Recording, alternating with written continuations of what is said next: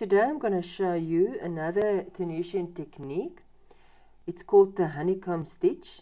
It's a repeat of the simple stitch and the purl stitch that I made videos previously. So if you've got the simple stitch technique and the purl stitch technique mastered, this stitch or this technique won't be difficult for you. It's giving a nice thick effect for your work. So for a baby blanket or a scarf, this stitch or this technique will be perfect. It looks beautiful and it's not that difficult to make. All you need is any thickness of yarn and a Tunisian crochet hook. Let's start. We're going to start to put chain stitches on, and you can make it as long as you want, as long as you've got an even number of chains on your hook. I'm going to start with 10 chain stitches, but first I'm going to make the slip knot to start, like we start all our crochet work, and then I'm going to make 10. So that is 1, 2, 3, 4, 5, 6, 7, 8, 9, and 10. And the first row, your first row is just going to be the normal simple stitch in Tunisian. If you don't know how to make the simple stitch in Tunisian, you can watch one of my previous videos where I showed you. Now we already got that hook on, or that loop on, so now we're going to pull up loops. And by the end of the row, you must just make sure, like you do in any crochet work, count is the main secret of Tunisian and crochet. If you don't count, you're gonna make mistakes, and you're not gonna see the mistake for a few rows. Just get that one properly on, and you're gonna count 1, 2, 3, 4, 5, 6, 7, 8, 9. 2, 3, 4, 5, 6, 7, 8, 9, and then your last one.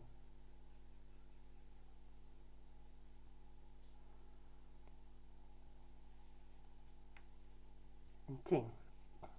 1, 2, 3, 4, 5, 6, 7, 8, 9, 10. And then just your normal reverse row back. You're going to pull up, hook, yarn over your hook, go through the first one, and then from there you're going to go and pull up your yarn and go through 2 loops. Go through 2, 2, 2,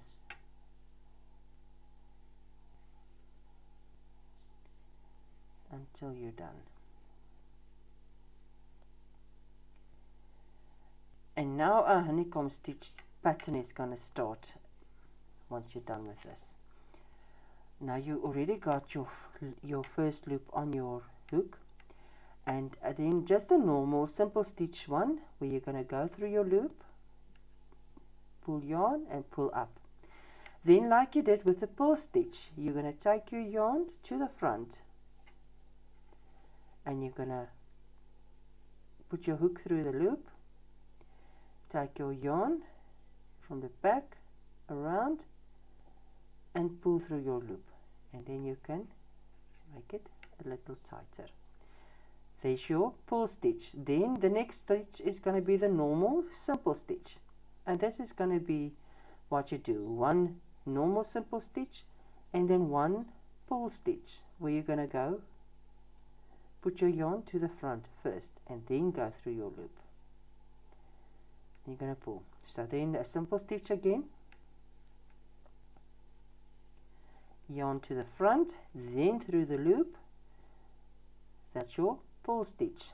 If you don't know, or you want to learn the purl stitch, I also did my previous video with the purl stitch. You can go and watch that one. Simple stitch, purl stitch, yarn from the back, and then you're going to stop, or you're going to end this row with a normal simple stitch. Oops.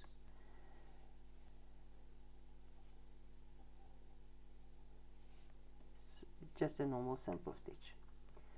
And like you do with anyone, you're going to count 1, 2, 3, 4, 5, 6, 7, 8, 9, and 10.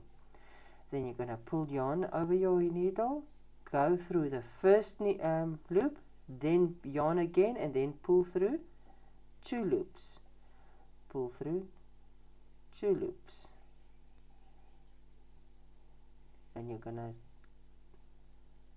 it's just a normal reverse row for Tunisian.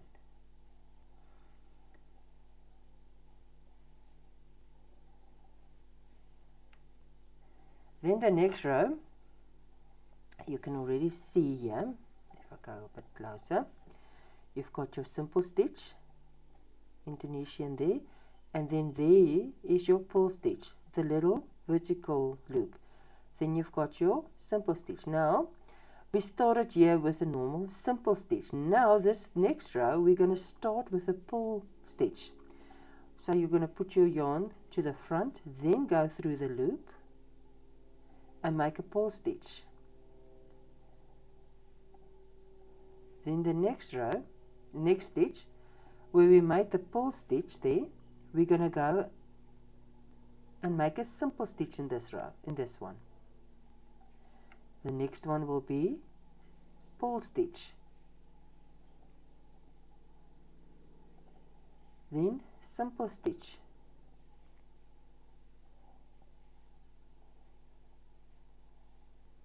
Purl stitch.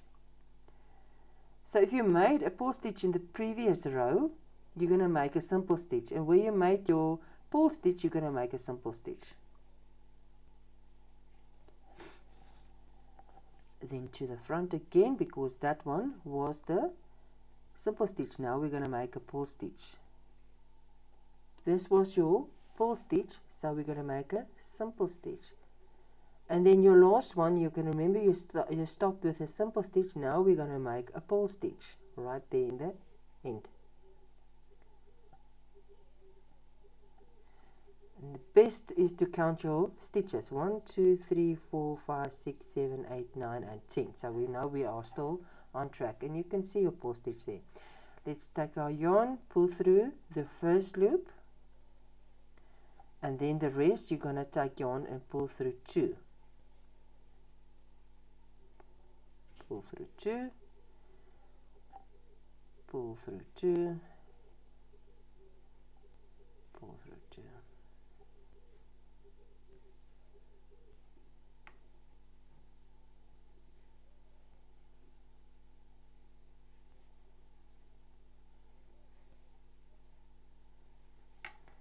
And you can already see the nice honeycomb pattern coming through. Now you can see, you're not going to look at your first one because it's already on. You made a purl stitch there in the beginning. So now we're just going to make a normal simple stitch now. So it's simple stitch and then a purl stitch in the next one. And you can make it nice and tight, then you can see that there. Now a simple stitch.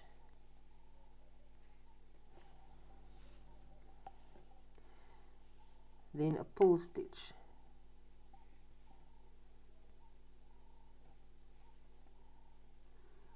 There you can see is your purl stitch. So now we make a simple stitch. Then there's your purl stitch in the simple stitch in the previous row. So now we make a purl stitch. And that is your honeycomb stitch. It's a variation of your simple stitch and purl stitch.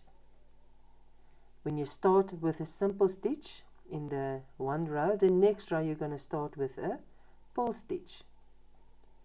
And that's what that will give you that honeycomb stitch.